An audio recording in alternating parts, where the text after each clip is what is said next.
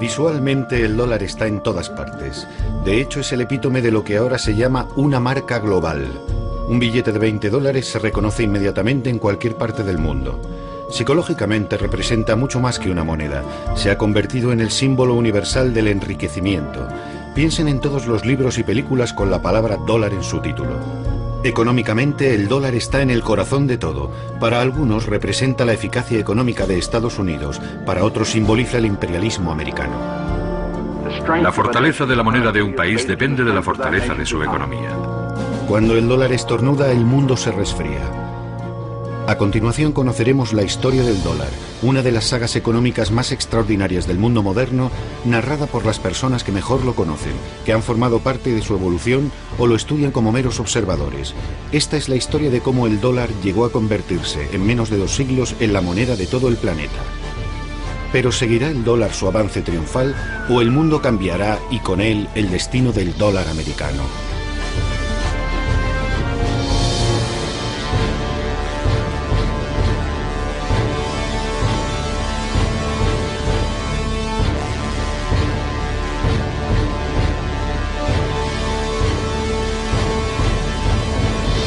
Los grandes símbolos del poder económico de Estados Unidos son Microsoft, General Electric, la Universidad de Harvard y el dólar.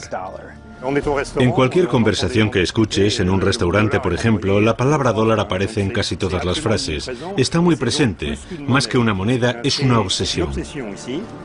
Siempre que se protesta contra Estados Unidos, aparece alguien rompiendo el escaparate de un McDonald's o quemando una bandera estadounidense, pero jamás verá a alguien quemando un dólar. Conozco a gente que se pasea por París con unos vaqueros que tienen como logotipo un billete de $1, pero nadie va por ahí con unos vaqueros adornados con €1. Para comprender la historia del dólar estadounidense, lo mejor es hablar con los historiadores, o en este caso con los numismáticos. Aquí es donde están todos, en la mayor feria de la moneda de Estados Unidos, en Memphis, Tennessee. Son verdaderas obras de arte, como cuadros de Picasso o Monet. Estos son preciosos. ¿Cuánto pides por ellos? $8 cada uno. Cuando se crea un país también debe crearse su moneda. En el caso de Estados Unidos eso además significó idear un sistema diferente a todos, en el que el dinero en papel tendría una mayor importancia. Uno puede ver la transformación del país a través de los diseños de su moneda. Afortunadamente conservamos muchos billetes antiguos. La gente los guarda por si aumentan de valor. 95, 18.000, ¿no? 17.000, un postor, 18.000, 19.000, 22.000, 30.000. Yo calculo que en esta subasta habrá ventas por valor de 7 o 6 millones y medio de dólares. Tras la firma de la Declaración de Independencia del 4 de julio de 1776, la recién nacida República estadounidense necesitaba dinero. Puesto que Gran Bretaña se negaba a renunciar a sus colonias, el país tuvo que declararle la guerra. Una empresa que requería mucho dinero, a pesar de que contara con la ayuda de franceses como el Marqués de Lafayette. Así que para financiar la contienda, a los líderes de la nación se les ocurrió una idea brillante: producir dinero de papel. Cuando declaramos la guerra a Gran Bretaña, emitimos esto que se llamó moneda continental. Las colonias, o mejor dicho, el Congreso Continental que las representaba, comenzaron a emitir este papel moneda. Por primera vez vemos escrita la palabra dólar sobre estos billetes, pero ¿de dónde viene? Su origen no es americano. De hecho, procede de Centro Europa, donde en el siglo XV había importantes minas de plata en el Valle de San Joaquín, ahora en la República Checa. Las monedas que circulaban por la zona recibieron el nombre de Joachimsthalers, que quiere decir procedente del Valle de San Joaquín. Con el tiempo, dichas monedas pasaron a llamarse simplemente thalers o taleros, denominación que quedó como nombre genérico para cualquier moneda de plata de cierto valor, y de ahí procede por deformación la palabra dólar.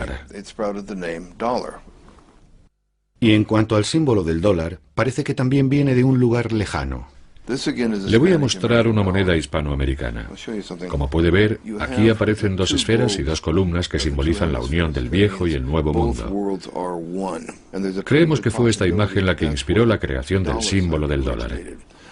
Sobre todo estos dos pilares que representan las columnas de Hércules y la curva que serpentea alrededor de las dos líneas verticales. Tras ganar la guerra contra Gran Bretaña, los americanos se concentraron en organizar las instituciones administrativas y políticas del país. Redactaron la famosa Constitución de Estados Unidos y George Washington fue nombrado presidente. Desde entonces su rostro aparece en todos los billetes de $1. George Washington eligió a un antiguo banquero, Alexander Hamilton, como su primer secretario del Tesoro. Su rostro también aparece ahora en el billete de $10. Hamilton quería crear un banco central, federal y nacional que fuera la única institución competente para emitir moneda. Creía que un banco así era necesario para el desarrollo del comercio y la industria. Sin embargo, Thomas Jefferson estaba en contra y su retrato aparece hoy en el billete de $2. Según Jefferson, no era necesario crear ningún banco central porque él creía en un país descentralizado y agrícola. ¿Por qué no hablamos con los propios protagonistas? Caballeros, gracias por acompañarnos. ¿Me oyen bien? Ahora sí, perfectamente. Señor Jefferson. Buenos días, encantado. Señor secretario, ¿es necesaria la creación de un banco central? Tenemos una deuda de $80 millones, una suma extraordinaria. Necesitamos crear un banco nacional para mantener y estabilizar nuestra moneda. Eso además nos permitiría emitir más dinero en caso de necesidad, sin olvidarnos de que nos dará credibilidad ante el resto del mundo. Hay que ser muy retorcido para pensar que todos aquellos que quieren para este país una industria y una economía prósperas y bien organizadas son meros sinvergüenzas sin escrúpulos. Yo no predico la pobreza, solo digo que debemos procurar que el dinero se distribuya de forma equitativa. Habría que vigilar de cerca a esa institución para que trabaje por el bien de todos y no de una minoría de privilegiados. La controversia acabó en un compromiso. En 1791 nace en este edificio de Filadelfia el primer Banco Central Federal del país. Como Banco Central, sin embargo, deja mucho que desear. Para empezar, no tiene potestad de emitir moneda, y sus opositores, que estaban en contra de la idea de una banca centralizada, consiguen cerrarlo 20 años más tarde. En resumen, cuando comienza la conquista del oeste americano, el país no tiene banco central, y lo único que hace el gobierno federal es autorizar a bancos privados la emisión de sus propios dólares. Entonces, ¿qué dinero usaban los vaqueros para pagar el whisky en la cantina? Y cuando los forajidos atracaban los trenes, ¿qué dinero encontraban en su interior? Respuesta: en lo que a monedas se refiere había de todo un poco. Estaban las monedas de oro y plata de México, por ejemplo. En cuanto a billetes, el asunto era más complicado. Durante la primera mitad del siglo XIX, Estados Unidos no tenía una única moneda para todo el país. Había cientos de bancos privados que podían emitir miles de billetes diferentes. El panorama era el siguiente. Había 8.000 bancos que emitían cada uno 8 billetes diferentes. Así que teníamos cientos de miles de billetes distintos. Si a eso le añadimos una población que jamás veía un documento impreso, aparte de la Biblia, ¿cómo podían saber qué dinero era bueno? En 1860 había unos 10.000 tipos de dólares distintos en circulación. Fueron buenos tiempos para los falsificadores, sobre todo para los malos. En la actualidad, cuando falsificas algo, haces una imitación, una copia de algo existente. Pero como había miles de bancos distintos, los falsificadores listos se dieron cuenta enseguida de que no valía la pena molestarse en hacer copias. Podían crear sus propios bancos, completamente ficticios. Y eso es lo que hicieron muchos. Y para complicarlo todo aún más, los bancos y los falsificadores no eran los únicos metidos en el ajo. Las compañías ferroviarias, los hoteles e incluso algunas tiendas imprimían sus propios dólares. Pongámonos en situación. Imaginemos que va a una tienda, digamos en Filadelfia, y que se dispone a pagar con un billete de $1 emitido por un banco de Tennessee, por ejemplo. En ese momento comienza el regateo con el tendero para establecer cuánto vale ese billete. Usted diría, por supuesto, que su valor es de $1, pero él argumentaría que no, que ese banco tiene muy mala reputación y que como mucho ese dólar solo vale 50 centavos. ¿Se imagina cómo sería hoy si cada vez que vamos a una tienda tuviéramos que llegar a un acuerdo en la caja acerca de lo que vale la moneda que queremos usar? Sería ridículo. La situación estaba totalmente fuera de control cuando estalló la Guerra Civil, en la que los unionistas del norte se enfrentaron a los confederados del sur. La Unión no tenía dinero, pero debía pagar a sus soldados, así que tuvo que recurrir a otro tipo de financiación. La solución más sencilla cuando un país no tiene dinero es fabricarlo, así que igual que George Washington un siglo antes, en 1863 Lincoln decide reorganizar todo el sistema. Le oigo, señor, y es un gran placer charlar con usted hoy. Los días en los que cualquiera podía emitir moneda han acabado. Bueno, es necesario estandarizar la moneda. Y se debe hacer de la mano de un gobierno central y un banco central. Y la única forma de conseguirlo es emitiendo una moneda creíble para el pueblo americano, donde figure el gran sello de Estados Unidos con su águila impresa, para que así todo el mundo sepa que tenemos una única moneda y que puede confiar en ella. A partir de aquel momento solo habrá una autoridad con capacidad para emitir moneda, el gobierno federal. Emitieron un billete que enseguida recibió el nombre de greenback o verde. El nombre greenback viene del hecho de que estos nuevos billetes estaban también impresos por detrás y en color verde. Y se hizo así porque era imposible reproducir el verde en el reverso con los métodos de falsificación de la época. La impresión en verde desalentará a los falsificadores. Así que, mientras que en 1849 había 10.000 tipos de billetes distintos, en 1866 solo había un puñado. Abraham Lincoln se convierte así en el padre del dólar tal y como lo conocemos hoy en día. Después de él, todos los dólares repetirán el mismo diseño. Son fascinantes, muy bonitos. Fíjese en la calidad del grabado. Este es mi favorito. No, este es el segundo. Este otro es mi favorito. Si se observa con detenimiento estos dólares del siglo XIX, vemos que en todos ellos siempre hay una referencia al oro. Es lo que se llamaba el patrón oro, y significa que el Banco Central cambiará cualquier billete de dólar por su valor en oro. En otras palabras, el valor total de todos los billetes en circulación jamás deberá exceder el valor de las reservas de oro del banco. Así, al menos en teoría, se evitaría que el gobierno sucumbiese a la tentación de no parar jamás la máquina de hacer dinero.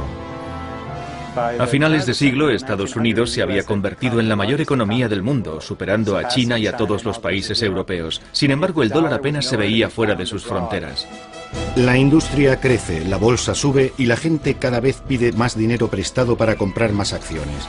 El gobierno sigue emitiendo dólares sin tener en cuenta si hay suficientes reservas de oro que respalden esas cantidades. Comienza a formarse lo que hoy en día se llama una burbuja especulativa.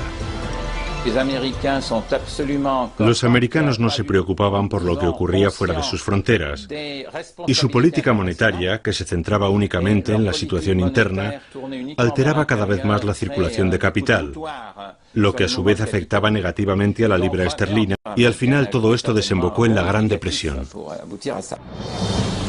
La burbuja especulativa explota el miércoles 24 de octubre de 1929. La bolsa se desploma. La gente corre a los bancos para cambiar sus dólares por oro. Después de todo, están en su derecho, lo pone en los billetes.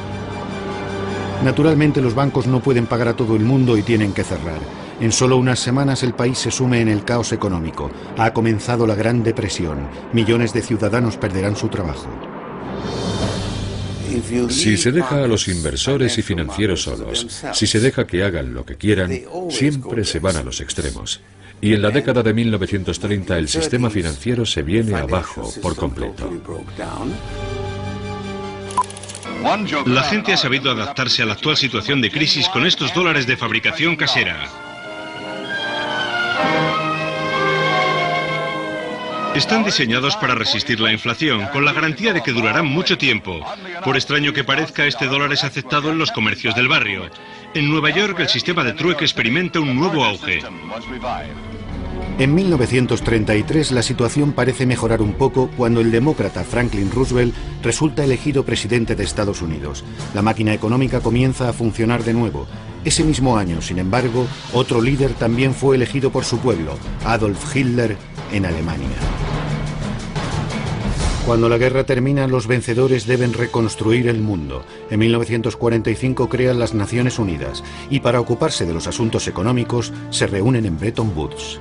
En 1944, un limitado número de personas se reunió en una pequeña ciudad de la costa este de Estados Unidos con la idea de que las prácticas económicas, las guerras de las monedas, contribuyeron en gran medida al estallido de la Segunda Guerra Mundial. Así que para evitar que algo así se repitiera, se estableció una especie de Naciones Unidas financieras. Se decidió, como una de las consecuencias de la guerra, que a partir de ese momento, la moneda de referencia en el sistema financiero global sería el dólar. Las monedas más potentes habían desaparecido debido a la guerra y todo el mundo debía dinero a Estados Unidos porque era el país que estaba financiando la reconstrucción de Europa.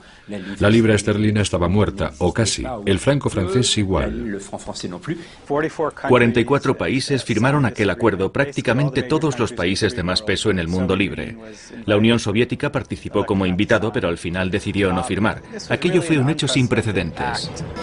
Bretton Woods establece lo que se denomina un sistema de cambios fijos. El valor del dólar se fija en $35 por onza de oro. El gobierno de Estados Unidos se compromete a cambiar una onza de oro a cualquier banco central que le presente $35. El cambio de otras monedas también se fija de forma más o menos permanente con relación al dólar. Al convertirse en moneda de cambio internacional, el dólar adquiere el estatus de moneda de monedas. Y ser el país que emite la moneda que usan otros países es un gran privilegio, porque permite a Estados Unidos tener un gran déficit en su balanza de pagos. ¿Cómo financia ese déficit? Como todos los países, con su propia moneda. Pero cuando ese dinero se acaba, los demás países tienen que financiarlo con dólares, con oro, con lo que tengan. Y cuando eso también se acaba, entonces se ven forzados a poner límites a ese déficit. Todos los países cuentan con esta especie de mecanismo que limita el déficit cuando ya no pueden responder de él, excepto Estados Unidos, porque financia todo su déficit con su propio dinero. Se podría decir, utilizando una imagen quizá engañosa, que ya que Estados Unidos maneja la máquina del dinero, para ellos es fácil financiar su propio déficit. En los años 50, Estados Unidos inunda el mundo con sus dólares. Al principio como parte de su programa para la reconstrucción de Europa, el famoso Plan Marshall. Los países de Europa Occidental por fin estamparon sus firmas en un importante documento. El Plan Marshall ya tiene luz verde. El Acuerdo de París establece que Estados Unidos volverá a enviar americanos al extranjero, pero esta vez serán suministros para la paz en forma de comida, maquinaria, personal y dólares. Se ha hablado de cifras que rondan los 17 millones de dólares. Después, en la década de los 60, Estados Unidos comienza a comprar el mundo. Hacen grandes inversiones en el extranjero mientras al mismo tiempo financian la guerra de Vietnam. Todo se paga en dólares, por supuesto. Invertíamos en el extranjero más de lo que el resto del mundo invertía en Estados Unidos, así que en el cómputo general teníamos un déficit de varios miles de millones de dólares. Una cantidad minúscula comparada con el déficit actual. Aquello puso nerviosas a muchas personas.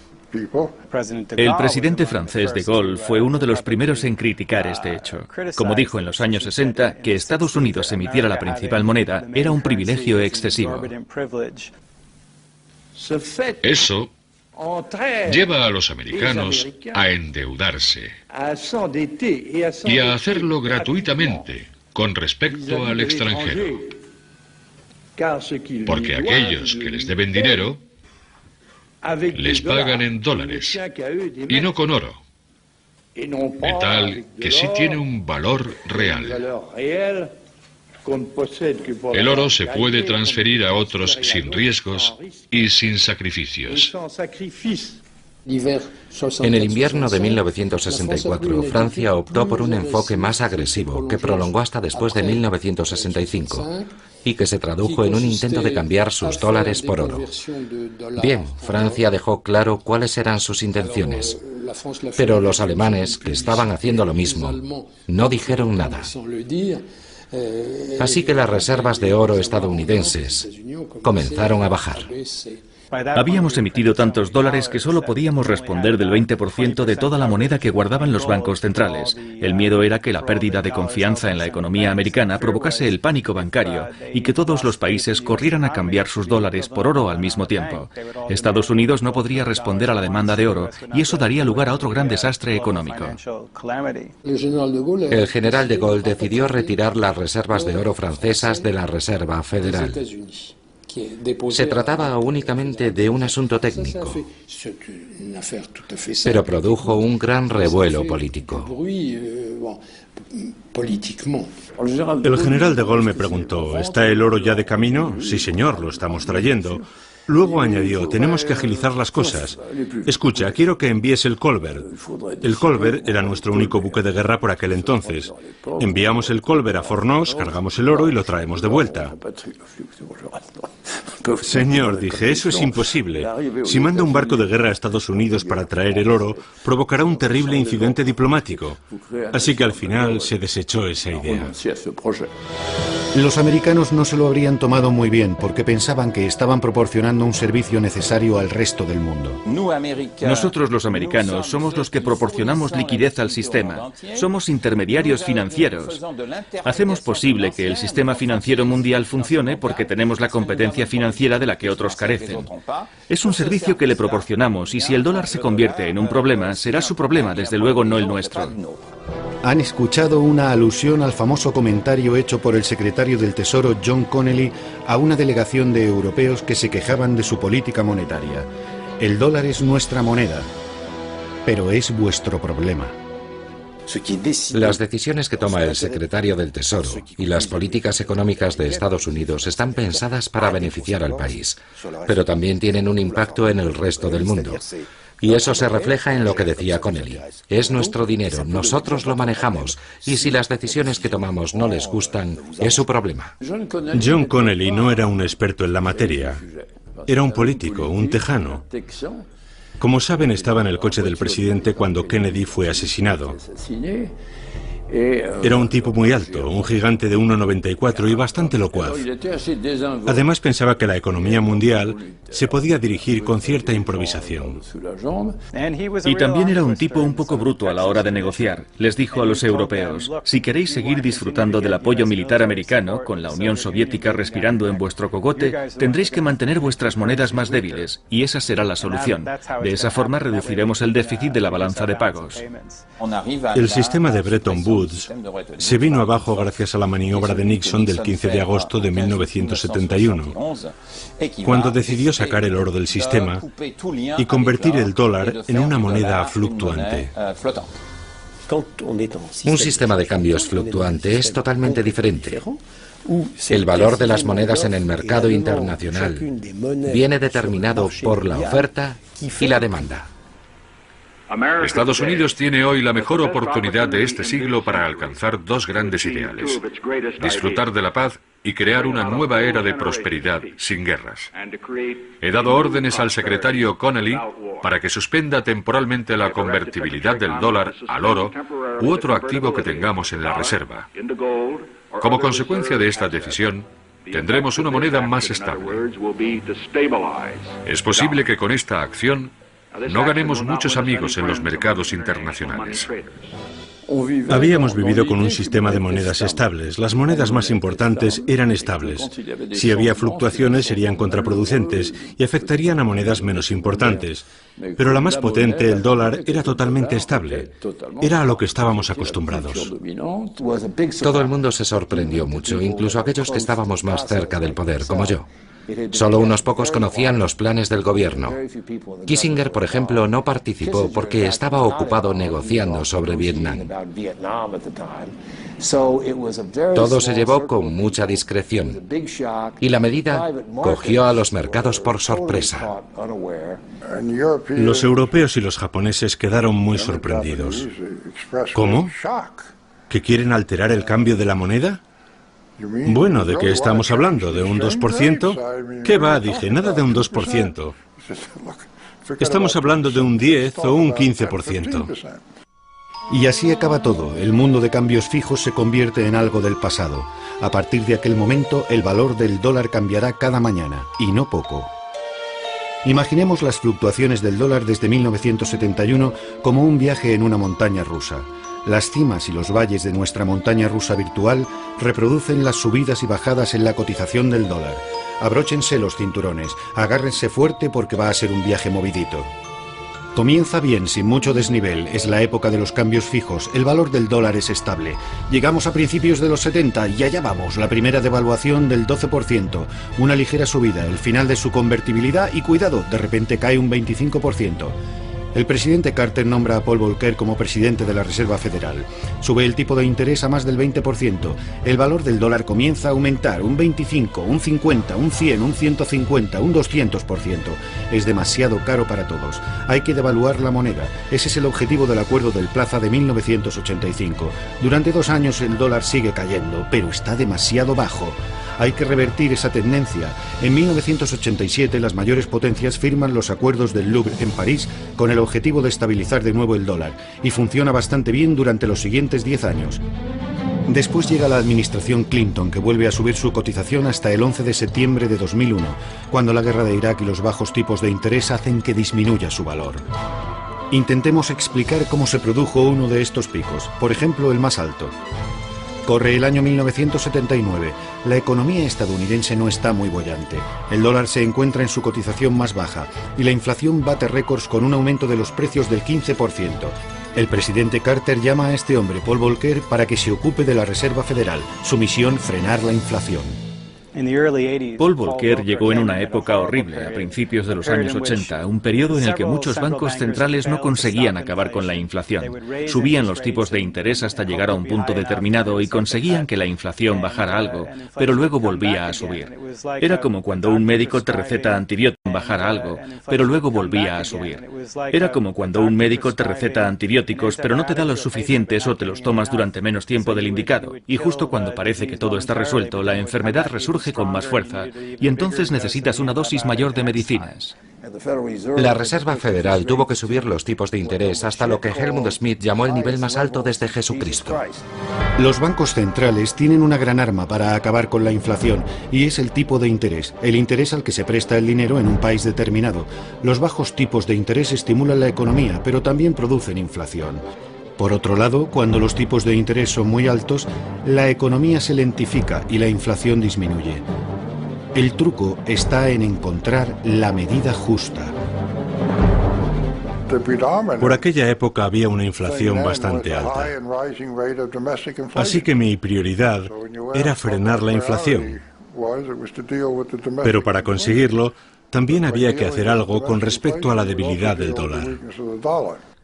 De modo que desde 1981 hasta 1985, el dólar sube de forma constante mientras la inflación baja y la economía se lentifica cada vez más. Mientras tanto, la población sufre. Nadie puede hacer frente a unos tipos de interés del 20%. Los constructores estaban particularmente molestos, sobre todo porque el periodo anterior había sido bastante bueno para ellos. Así que, medio en broma, medio en serio, comenzaron a mandarme ladrillos a mi oficina.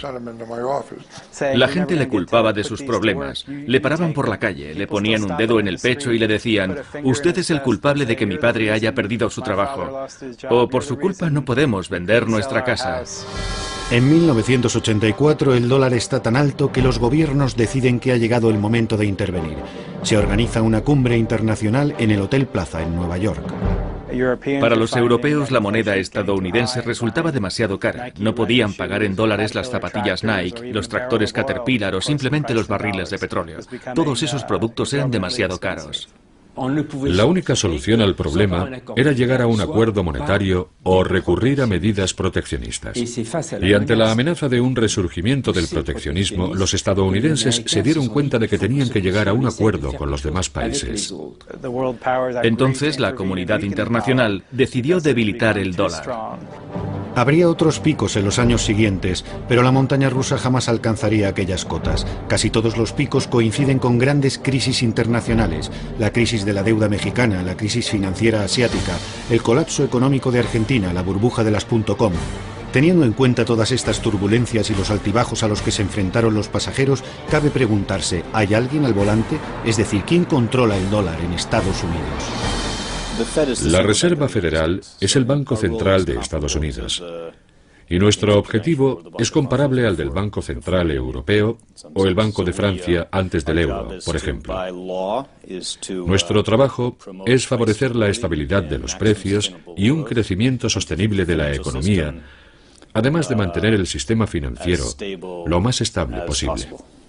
El sistema de reserva federal está compuesto por 12 bancos, cuyos accionistas son los sucesores de aquellos grandes bancos locales del siglo XIX que recibieron permiso para emitir sus propios dólares. Esto convierte al Fed en algo singular, porque es prácticamente el único banco central del mundo que no es público, sino privado.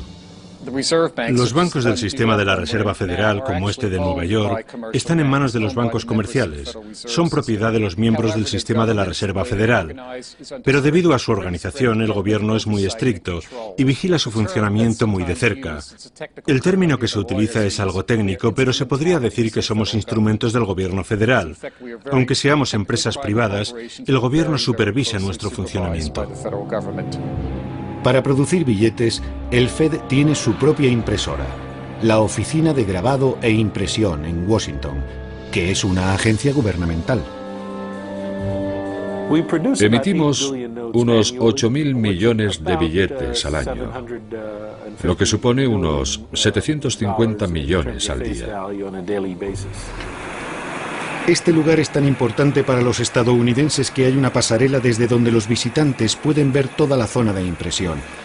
En cuanto a las máquinas, no parecen muy nuevas. Algo que no nos sorprende dado que el dólar no ha cambiado de tamaño ni color desde 1929.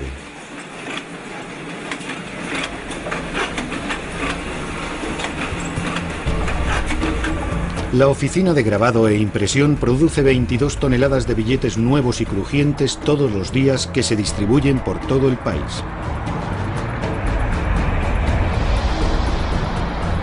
En Estados Unidos se usan mucho los billetes y el dinero en general. De hecho, 1 de cada 10 dólares es un billete real y palpable. Los otros 9 son solo números que bailan en los ordenadores de los bancos. Puede que 1 de cada 10 no parezca mucho, pero es el doble de la cantidad en circulación de libras esterlinas, yenes japoneses o euros, cuyos billetes nunca han supuesto más del 5% del total del dinero del país. Es más, al contrario de lo que cabría pensar, el número de billetes en circulación no se reduce, sino que aumenta, a pesar de la llegada de las tarjetas de crédito.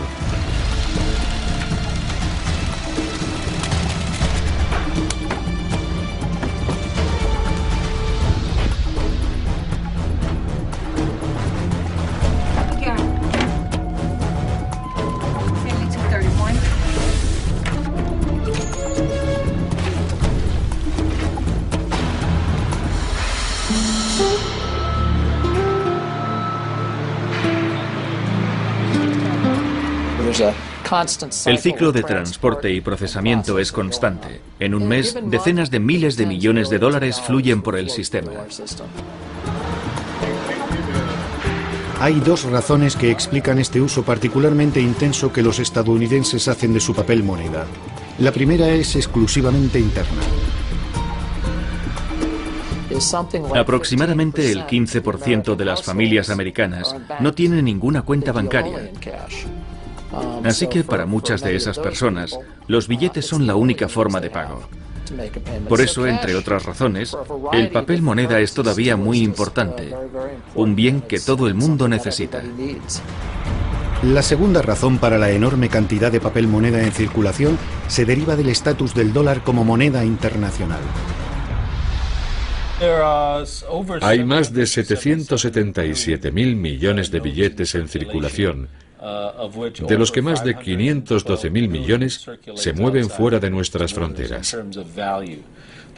La gran mayoría de los billetes que circula fuera del país se suele utilizar principalmente como moneda de ahorro por aquellas personas que quieren tener un fondo en caso de emergencia. Razón por la cual hay que ser muy precavido y no hacer ninguna alteración de forma precipitada. El diseño de un billete es un proceso muy complicado. Nuestra primera preocupación es la seguridad. Queremos dificultar su falsificación y para ello superponemos el mayor número posible de parámetros de seguridad. Luego pedimos a los grafistas que creen dibujos o motivos que integren todos los elementos de seguridad. Suele ser un proceso muy largo. Acabamos de rediseñar un nuevo billete de $5 y todo el proceso nos ha llevado más de un año, lo que en realidad es poco tiempo. Atención, agárrense porque ahora el greenback, el billete verde, ya no es totalmente verde. Se ha añadido un poco de color. Estamos en la ceremonia de presentación del nuevo billete de $5. La casa del fondo perteneció a Abraham Lincoln, el padre del billete de dólar. Introdujimos la nueva serie de billetes de color en el año 2003. El nuevo billete de $5 combina nuevos parámetros de seguridad. Como saben todos, no es necesario cambiar los billetes antiguos de 5 por los nuevos, porque la Reserva Federal no ha anulado los viejos billetes y no piensa hacerlo. En solo unos minutos, será un honor para mí gastar mi primer billete de $5 para ponerlo oficialmente en circulación. Veamos, ¿qué puedo comprar aquí? Bueno, aquí tenemos un libro sobre grandes discursos. Estupendo. Creo que tengo un billete de 5 nuevecito por aquí. ¿Ah, sí? Sí, aquí está. Con nuevos parámetros de seguridad. No seamos duros con ellos. Solo son funcionarios del gobierno, no actores profesionales. El hombre en primer plano es un representante de la Reserva Federal. El que está justo detrás de él es del Servicio Secreto, un cuerpo de policía altamente especializado que tiene dos misiones principales: proteger al presidente de Estados Unidos y al dólar. En otras palabras, su función es defenderlo de los falsificadores. La mujer de la izquierda trabaja para el Departamento del Tesoro. Es la cajera de Estados Unidos y su firma es la que figura en los billetes de $5. Y a continuación, para los niños y sobre todo para los que nos ven desde casa, les ofrecemos una rápida lección sobre detección de falsificaciones. ¿Quién conforma la primera línea de defensa contra los falsificadores? Tú. No, vosotros. ¿Qué es lo primero que hay que hacer para saber si un billete es falso? Mirarlo a contraluz. Mirarlo a contraluz. En el billete nuevo hay dos filigranas. Un gran 5 y una columna de 5 pequeñitos. Eso es lo que tenéis que buscar. Las falsificaciones introducidas con éxito en el sistema ascienden a unos $61 millones. Y aunque parece mucho, en realidad solo es el 1% de todo el dinero en circulación. ¿De qué clase están hechos? Esa es una gran pregunta. Usamos una fórmula secreta, pero se podría decir que más que papel es un tejido, y aún así su duración es limitada. La vida media de un billete está entre 2 y 5 años. Como todas las grandes estrellas internacionales, el dólar tiene su único y distintivo estilo, un estilo propio. Pero ¿por qué resulta tan llamativo, tan efectivo visualmente? ¿Cuál es su secreto? En primer lugar, el color es muy importante. Y luego están todos los demás símbolos. Es como si cada billete contuviera un pedazo de historia viva de Estados Unidos y de filosofía americana. Así es, los dólares americanos estimulan nuestra imaginación porque están cubiertos de símbolos misteriosos, supuestamente masónicos, que datan de los comienzos de la Revolución Americana. El revés del billete es lo que más llama la atención de la gente en lo que se refiere a los símbolos. En la cara del billete tenemos a George Washington, el primer líder de la nación, que además era masón. Así que se podría decir que hay una referencia masónica en esa parte del billete. Pero el envés resulta mucho más misterioso hasta para los americanos. En el envés aparecen las dos caras del gran sello de Estados Unidos. El diseño del sello del siglo XVIII corrió a cargo de un comité en el que se encontraban Thomas Jefferson, John Adams y Benjamin Franklin. Son muchas las personas que creen que el sello y los símbolos tienen significados ocultos. Muchos cuentan las plumas del águila. Son 33. Según los partidarios de las teorías conspirativas, 33 es el número exacto de grados presentes en el rito masónico escocés. El rito antiguo y aceptado, bastante conocido en Estados Unidos. También hay personas de ideología de extrema derecha que ven en esta coincidencia implicaciones siniestras, incluso pruebas de una gran conspiración de la élite para hacerse con el dominio del mundo. Sin embargo, entre los 56 hombres que firmaron la Declaración de Independencia, solo 9 eran francmasones. George Washington y Benjamin Franklin, por ejemplo, pero no así Thomas Jefferson o John Adams. No creo que existiera ninguna conspiración de los masones para manipular la Revolución Americana, sino simplemente que los ideales de la Revolución, como los de la francmasonería, se inspiran en la misma francmasonería, se inspiran en la misma fuente filosófica, el siglo de las luces.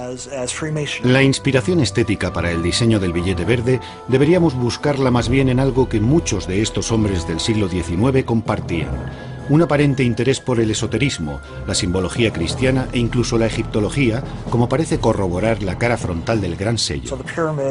La Gran Pirámide es un símbolo de longevidad, de permanencia. Las pirámides siguen en pie después de muchos siglos, y los padres de la patria querían eso mismo para Estados Unidos. Por lo que respecta al ojo que hay en su vértice, es un símbolo muy antiguo que nace cientos de años antes y representa a Dios, que protege a la nueva nación americana. De hecho, el dólar está tan ligado a Dios que es la única moneda del mundo occidental que pide explícitamente su protección. En ella aparece el famoso lema "In God we trust", en Dios confiamos, que tanto intriga a los extranjeros. El pueblo americano siempre ha sido muy religioso. Es una realidad que todos los gobiernos han tenido siempre en cuenta. En 1861, cuando estalló la Guerra Civil, un pastor de Pensilvania escribió una carta que luego se hizo muy famosa al secretario del Tesoro, un hombre llamado Simon Chase. En ella decía más o menos: oiga, el país está enzarzado en una terrible guerra fratricida. Es evidente que necesitamos ayuda de la divina providencia. Necesitamos la ayuda de Dios, de modo que le pidió que apareciera el nombre de Dios en alguna parte. El secretario del Tesoro encargó a un funcionario que escribiera varios lemas, aunque ninguno de ellos era el actual.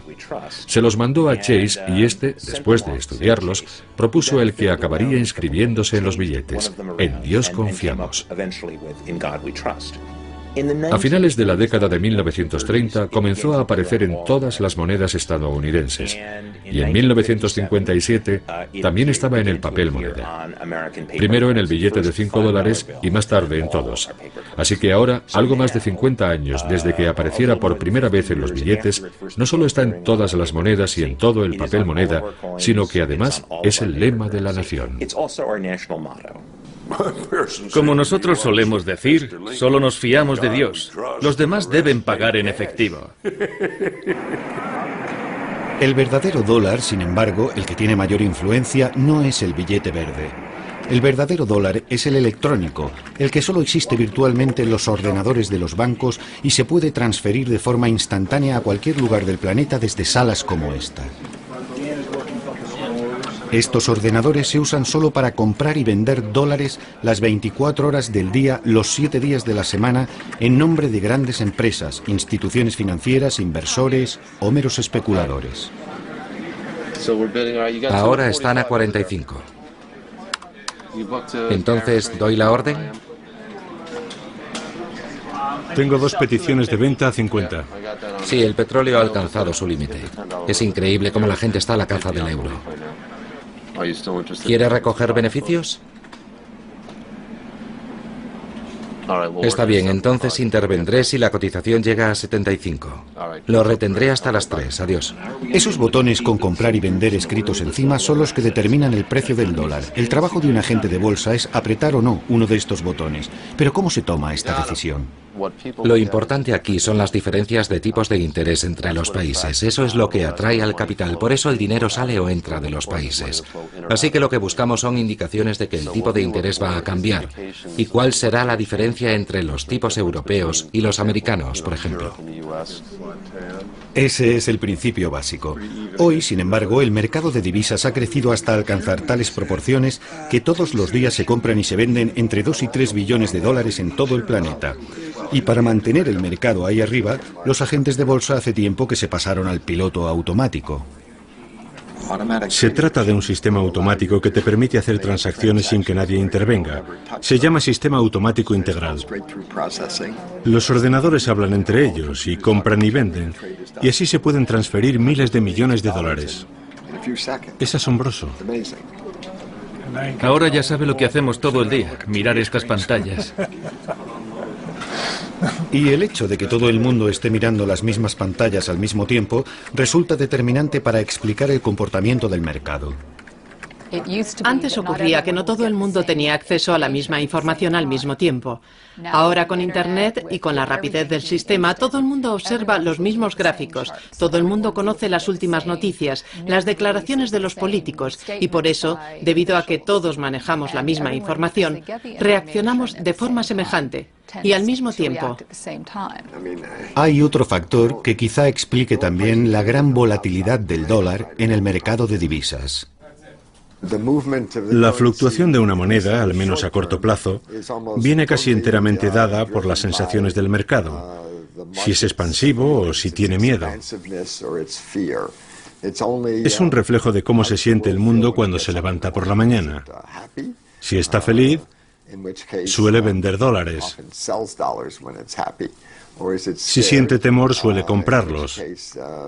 Es algo totalmente irracional a corto plazo. Esa es una de las razones por las que resulta completamente incontrolable.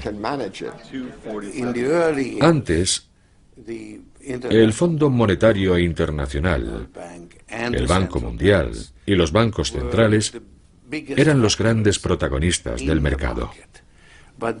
Pero entonces el mercado creció y su influencia disminuyó.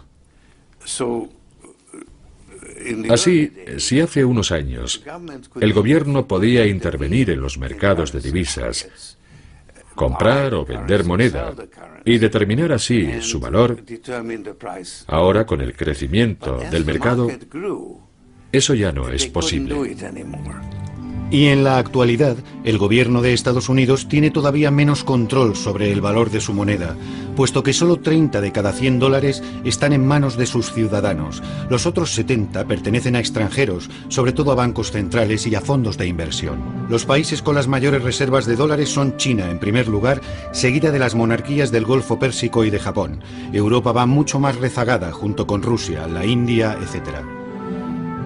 Esto es Bahrein, un país situado en el Golfo Pérsico. Se calcula que en sus cámaras acorazadas los países petroleros de esta región guardan el 25% de todos los dólares del planeta.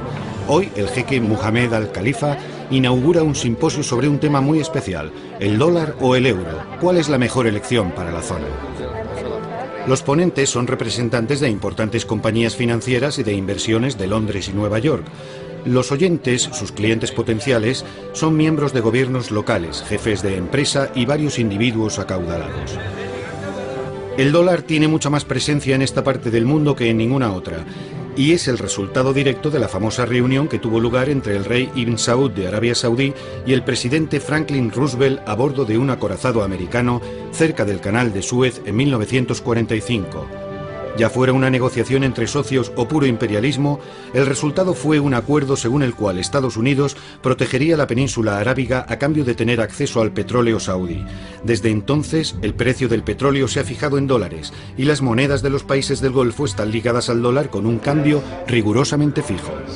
Así que no es de extrañar que, además de las ponencias, se vaya a celebrar una mesa redonda con economistas estadounidenses que han sido invitados a hablar sobre las fluctuaciones del dólar. Desde la Segunda Guerra Mundial, Estados Unidos es la mayor economía del mundo y su moneda la moneda del mundo. Cuando analizamos la evolución que muestra el gráfico, observamos que el dólar sigue una trayectoria en suave, pero en constante declive.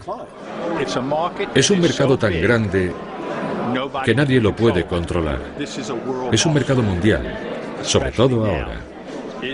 No sabemos si Qatar, Bahrein, los Emiratos Árabes Unidos mantendrán sus monedas vinculadas al dólar o si buscarán otras divisas.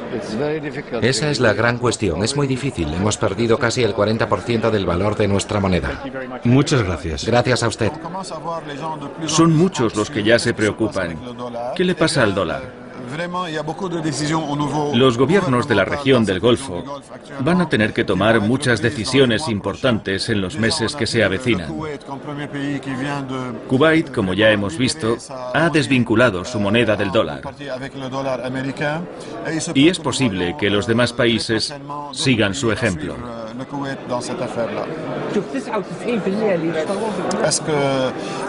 Este es el fin del dólar estadounidense. Ha sido un buen padre y todos sabemos que es muy doloroso perder a un buen padre. Pero eso no significa que vayamos a olvidarnos del dólar.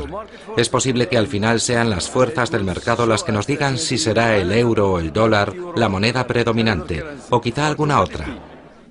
Los europeos y el mundo han estado obsesionados con el dólar durante los últimos 100 años por una razón muy simple. No había competencia. Eso ahora ha cambiado con la creación del euro.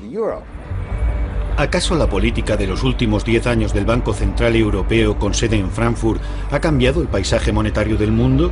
¿Está el todopoderoso dólar, el rey dólar, a punto de ser destronado por el euro? Creo que el euro tiene potencial para convertirse en el equivalente al dólar como moneda de reserva mundial o incluso para sobrepasarlo. Para los europeos es un éxito fenomenal.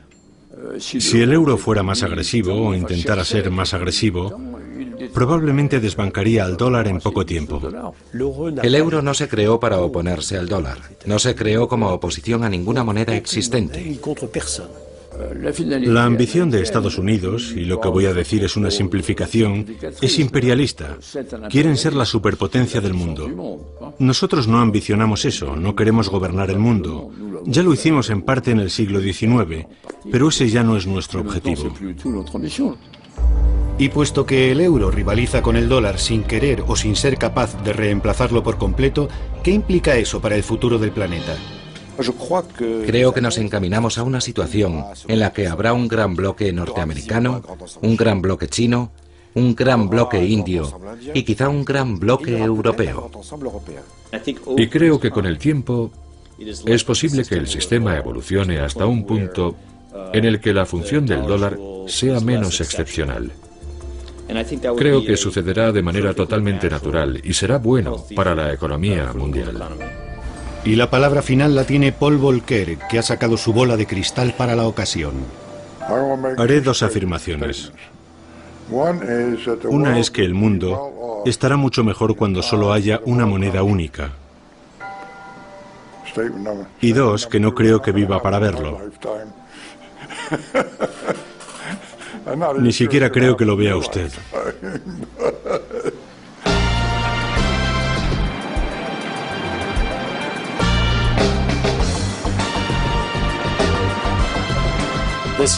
Este año tenemos una gorra con el símbolo del dólar, un clip con el símbolo del dólar, este pañuelo con estampado de dólares.